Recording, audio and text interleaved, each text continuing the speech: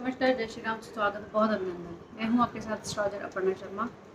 आज शुक्र राशि परिवर्तन की जो बची हुई राशियां हैं, यानी कि तुला से लेकर मीन तक, उसके बारे में आज बात करेंगे कि ये गोचर कैसा रहेगा। तो सबसे पहले बात करते हैं तुला राशि की, जिसका ये राशि परिवर्तन यानी कि शुक्र संचरण कर रहे हैं आपके एकादश भाव यानी कि सोर्स ऑफ इनकम में। तो लग्नेश होकर और अष्टमेश होकर शुक्र जाकर बैठेंगे आपके एकादश भाव में। कहीं ना कहीं स्वास्थ्य का ख्याल तो आपको रखना ही है, और इस सोर्स ऑफ इनकम के लिए यानी कि जो व्यापारी वर्ग है वो कई बार इस कोरोना की स्थितियों में कई बार हमें भागदौड़ ऐसी करनी पड़ रही है, जो कई बार भीड़ भाड़ इलाके में भी हमें जाना पड़ रहा है, लेकिन इन चीज़ों का खास ख्याल रखना है। सोर्स ऑफ इनकम के लिए कहीं भी किसी भी तरह का रिस्क नहीं लेना, स्वास्थ्य का ख्याल साथ में सबसे पहले रखना है। दूसरी बात करेंगे, थोड़ी सी मेहनत के बाद, थोड़ी मेहनत ज़रूर होगी, लेकिन सोर्स ऑफ इनकम इस गोचर में अच्छा रहेगा। संतान पक्ष से भी काफ़ी तसल्ली वाली बात है, काफ़ी गुड न्यूज़ वाली बात रहेंगी, क्योंकि शिक्षा के लिए तो ये संचरण ठीक है, लेकिन उनके स्वास्थ्य के लिए भी थोड़ा सा आपको ध्यान रखना पड़ेगा। ऐसे लोग जो कि बच्चों के लिए एजुकेशन लोन लेना चाहते हैं, तो ये समय बिल्कुल ठीक है, बिल्कुल लोन ले सकते हैं, और हो सकता है काफ़ी हद तक चांसेस बने कि एजुकेशन लोन की ज़रूरत पड़े। प्रेम संबंधों की बात करेंगे तो बिल्कुल सही संचरण है, ये बहुत अच्छा प्रभाव रहेगा। जो लोग विद्यार्थी हैं, एग्ज़ाम्स दे रहे हैं या रिजल्ट्स आने वाले हैं, तो ये बिल्कुल सही समय है अच्छे रिजल्ट्स आने का, यानी कि जो लोग पढ़ाई में हैं, स्टडीज़ में हैं, उनके लिए अच्छा संचरण रहेगा। ध्यान रखना है खासतौर से अपने हेल्थ का, और सोर्स ऑफ इनकम के लिए अच्छा।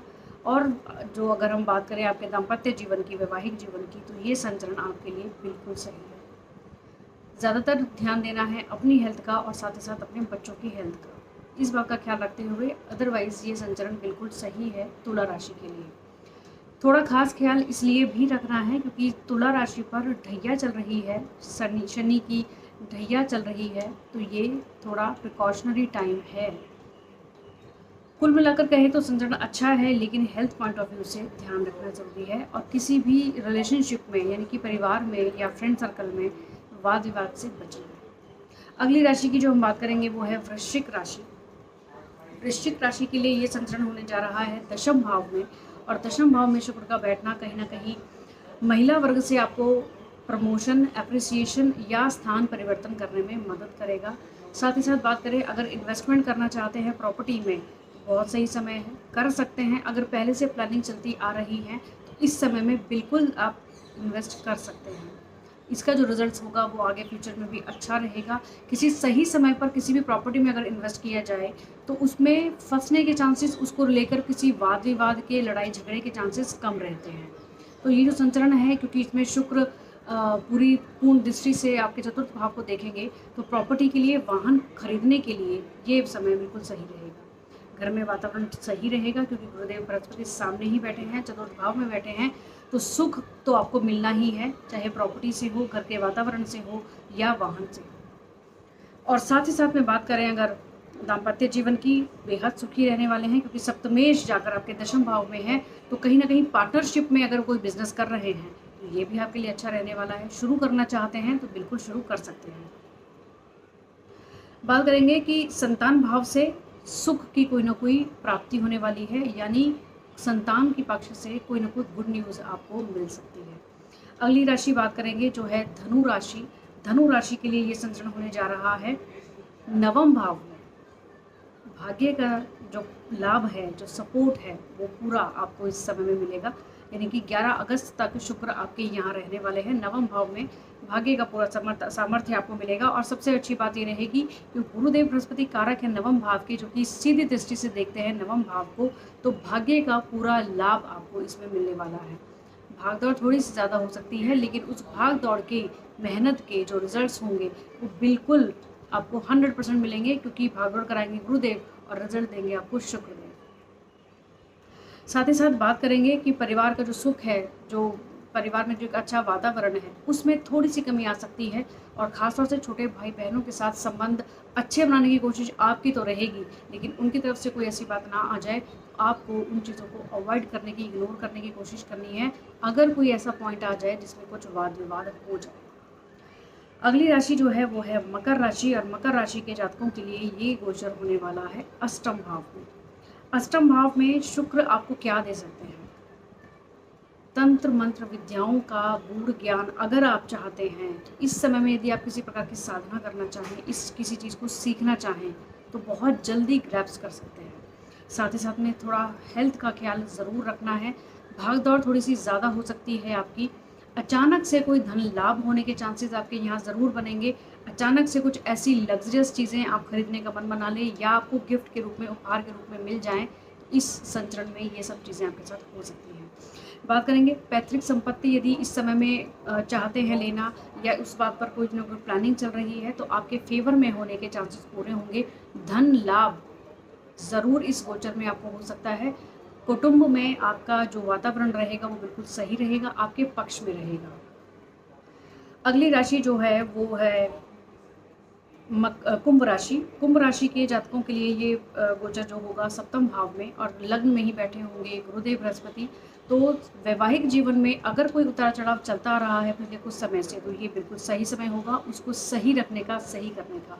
किसी भी तरह की अगर कुछ गलतफहमियां, कुछ मिसअंडरस्टैंडिंग्स क्रिएट हो चुकी थी, क्योंकि पिछला जो शुक्र का गोचर था वो कुछ राशियों के लिए इस प्रकार का ही था कि कैरेक्टर को लेकर या किसी बात को लेकर ऐसा कुछ वाद विवाद वैवाहिक जीवन में हो जाए, तो कुंभ राशि के लिए ये बिल्कुल सही समय है उन चीज़ों को खत्म करने का और आगे बढ़ने का। क्योंकि मकर और कुंभ राशि पर साढ़े साथी चल रही है, तो खास तौर से कुछ चीज़ों का ख्याल तो खैर हमें रखना ही है।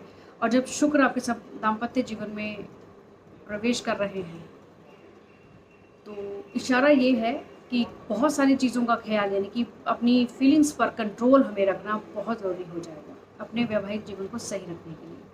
क्योंकि गुरुदेव बृहस्पति लग्न में होंगे तो आपको वो सामंजस्य जरूर देंगे, वो बुद्धिमत्ता ज़रूर देंगे कि किसी भी कार्य को अगर शुरू करना चाहें, जैसे कि बिजनेस हो गया, पार्टनरशिप हो गई, किसी भी नई नौकरी को शुरू करना चाहते हैं तो उसकी समझ आपको पूरी देंगे और शुक्र आपको उसका परिणाम देने में पूरे सक्षम है। बात करें तो प्रॉपर्टी के लिए भी ये इन्वेस्टमेंट का सही समय होगा। कोई नई चीज़ खरीदना चाहते हैं ज़रूर उसका सुख मिलेगा।